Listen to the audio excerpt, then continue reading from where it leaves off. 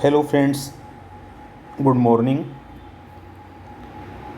मैं विनोद कुमार, सहायक आचार्य राजनीति विज्ञान, वीरबाला कालीबाई राजकीय कन्या महाविद्यालय डूंगरपुर।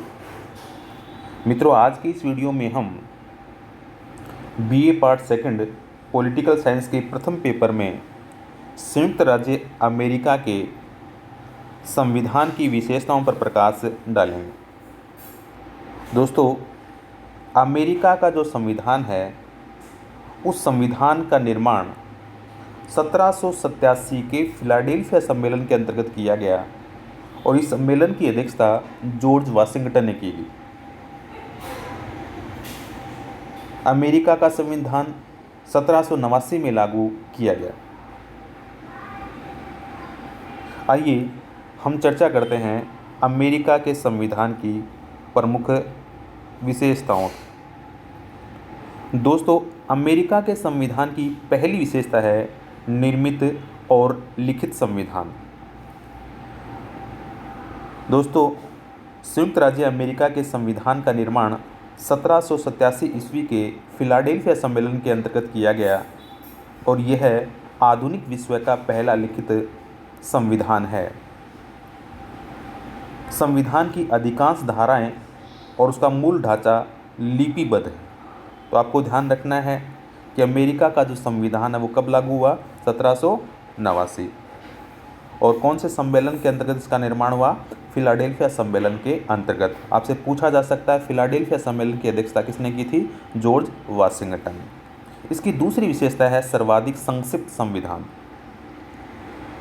आधुनिक विश्व के जितने भी लिखे हुए संविधान हैं उसमें सबसे संक्षिप्त संविधान जो है वो अमेरिका का संविधान है। मुनरो के अनुसार संयुक्त राज्य अमेरिका के संविधान में केवल 4000 शब्द हैं जो 10 या 12 पृष्ठों में मुद्रित है और जिन्हें आधे घंटे में पढ़ा जा सकता है। मित्रों, अमेरिका के संविधान में केवल 7 अनुच्छेद हैं। अमेरिका का संविधान इतना संक्षिप्त क्यों है? इसका कारण ये है कि इसमें केवल केंद्र सरकार की मूल संरचना का उल्लेख किया गया है। दोस्तों, अमेरिका में राज्यों के लिए पृथक से संविधान है। तो इसकी दूसरी विशेषता है सर्वाधिक संक्षिप्त संविधान। आपसे पूछा जा सकता है कि अमेरिका के संविधान में कितने अनुच्छेद हैं, तो आपको ध्यान रखना है 7 अनुच्छेद। तीसरी विशेषता है कठोर संविधान। दोस्तों, संविधान में परिवर्तनशीलता के आधार पर संविधान 2 प्रकार के होते हैं। एक होता है लचीला संविधान और एक होता है कठोर संविधान। ब्रिटेन का संविधान लचीले संविधान का उदाहरण है और अमेरिका का जो संविधान है वो कठोर संविधान का उदाहरण है।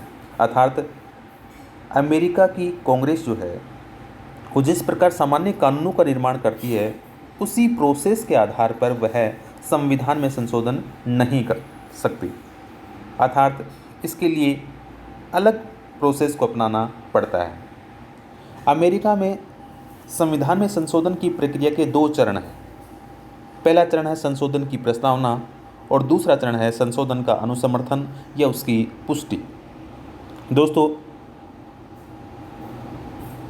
कांग्रेस के दोनों सदन अपने 2/3 बहुमत से संशोधन का प्रस्ताव प्रस्तावित कर सकते हैं, लेकिन सर्वोच्च न्यायालय ने स्पष्ट कर दिया है कि ये 2/3 बहुमत संशोधन पर मत देने वाले सदस्यों का होना चाहिए, न कि समस्त सदस्यों का।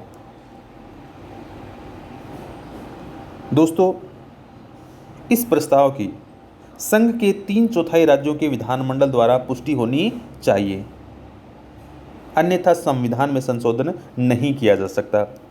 अमेरिका का संविधान इतना कठोर है कि आज तक अमेरिका के संविधान में केवल 27 अमेंडमेंट हुए हैं। 1789 में लागू हुआ था और आज तक केवल कितने संशोधन हुए हैं? 27 संशोधन हुए हैं।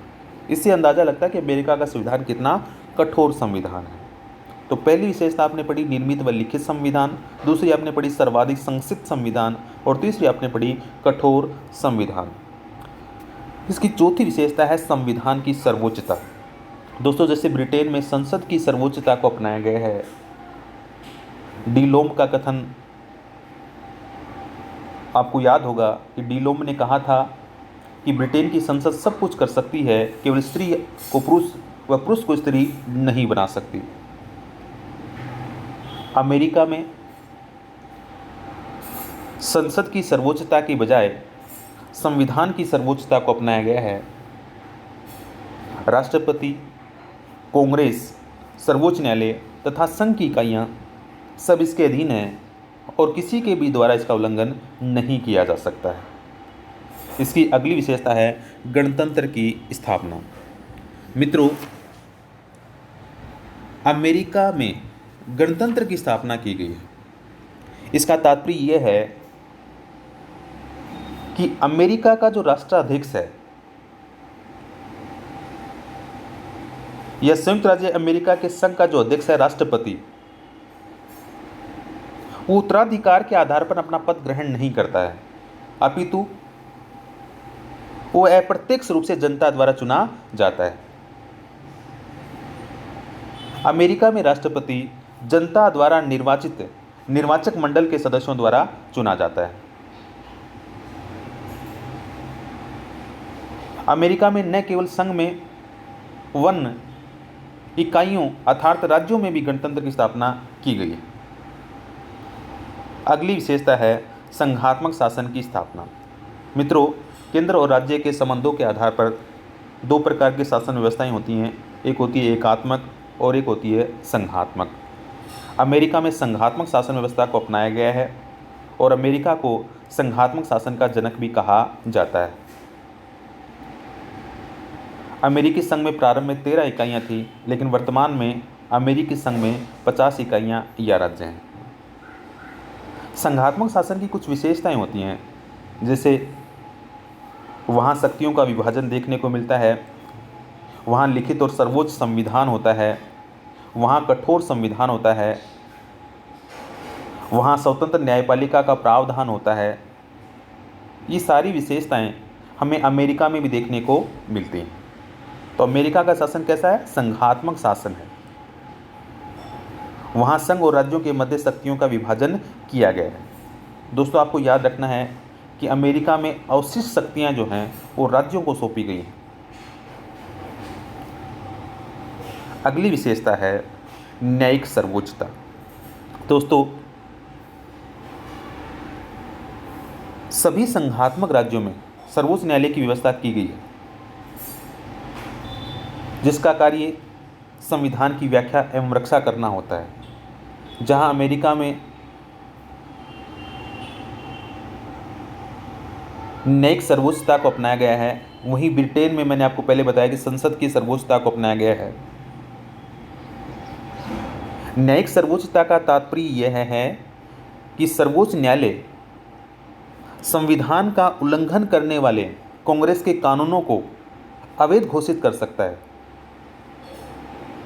1803 में मुख्य न्यायाधीश मार्शल ने मार्वरी बनाम मेडिसन नामक विवाद में न्यायिक सर्वोच्चता के सिद्धांत का प्रतिपादन करते हुए स्पष्ट कहा था कि सब प्रकार के कानूनों की संवैधानिकता की जांच करने का एकमात्र अधिकार जो है वो सर्वोच्च न्यायालय को प्राप्त है।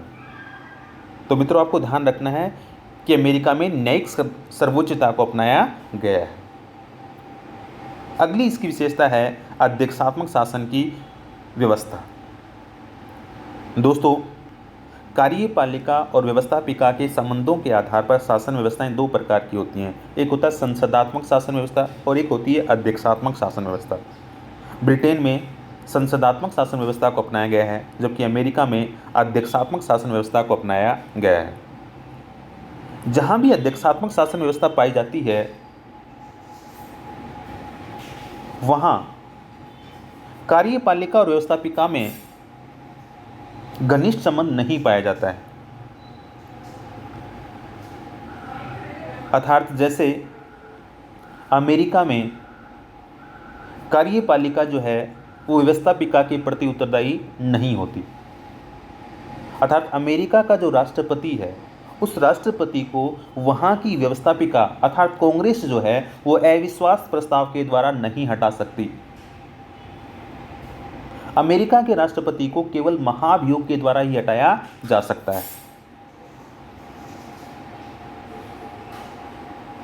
अमेरिका में राष्ट्रपति और मंत्री अर्थात सचिव कांग्रेस के सदस्य नहीं होते हैं।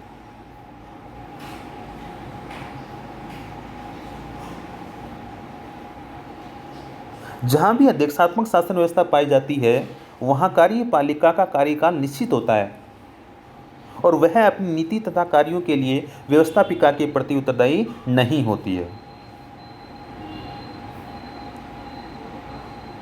जैसे अमेरिका के राष्ट्रपति का कार्यकाल कितने वर्ष है? 4 वर्ष है।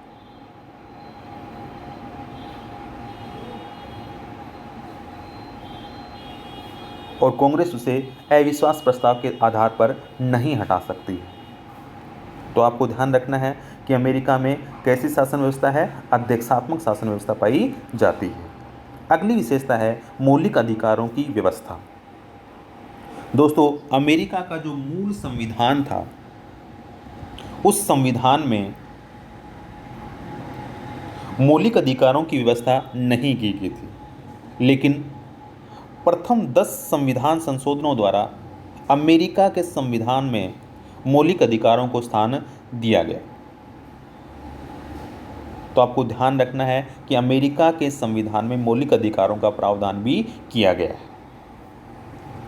अगली विशेषता है दोहरी नागरिकता। संयुक्त राज्य अमेरिका के संविधान में संघात्मक व्यवस्था को अपनाने के साथ साथ दोहरी नागरिकता को भी अपनाया गया है। वहाँ प्रत्येक नागरिक को दोहरी नागरिकता प्राप्त है। प्रथम संयुक्त राज्य अमेरिका की नागरिकता और दूसरी उस राज्य की नागरिकता जिसमें वह निवास करता है। जैसे न्यूयॉर्क में रहने वाला नागरिक न्यूयॉर्क का नागरिक है और संयुक्त राज्य अमेरिका का भी नागरिक है। तो अमेरिका में किस प्रकार की नागरिकता है? दोहरी नागरिकता है। अगली विशेषता है द्विसदनात्मक व्यवस्थापिका का प्रावधान। दोस्तों, जैसा कि मैंने पहले आपको बताया कि अमेरिका में व्यवस्थापिका को कांग्रेस के नाम से जाना जाता है और उसके 2 सदन हैं। प्रथम सदन प्रतिनिधि सभा के नाम से जाना जाता है और द्वितीय जो सदन है वो सीनेट के नाम से जाना जाता है। प्रतिनिधि सभा में जनता का प्रतिनिधित्व है, जबकि सीनेट में राज्यों को प्रतिनिधित्व दिया गया। अमेरिका में सीनेट में प्रत्येक राज्य को समान प्रतिनिधित्व प्राप्त है। वहाँ जनसंख्या के आधार पर प्रतिनिधित्व नहीं दिया गया है। अगली विशेषता है व्यक्तिवादी दर्शन पर आधारित संविधान। दोस्तों, जिस प्रकार पूर्व सोवियत संघ का संविधान और राज्य साम्यवादी दर्शन पर आधारित था, उसी प्रकार संयुक्त राज्य अमेरिका के संविधान को व्यक्तिवादी दर्शन पर आधारित संविधान कहा जा सकता है। अमेरिका का संविधान लोक के व्यक्तिवादी दर्शन से अत्यधिक प्रभावित है। अगली विशेषता है शक्तियों का पृथक्करण एवं नियंत्रण तथा संतुलन। ये अमेरिका के संविधान की एक विशिष्ट विशेषता है।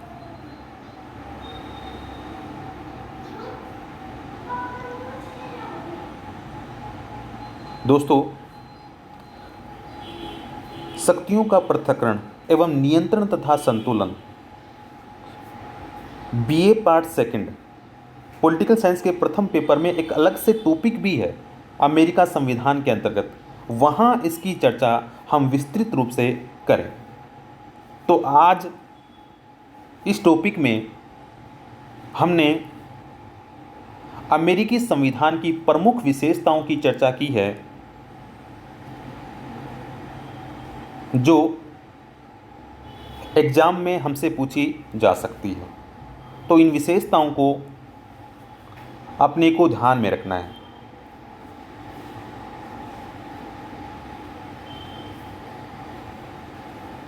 अगले वीडियो में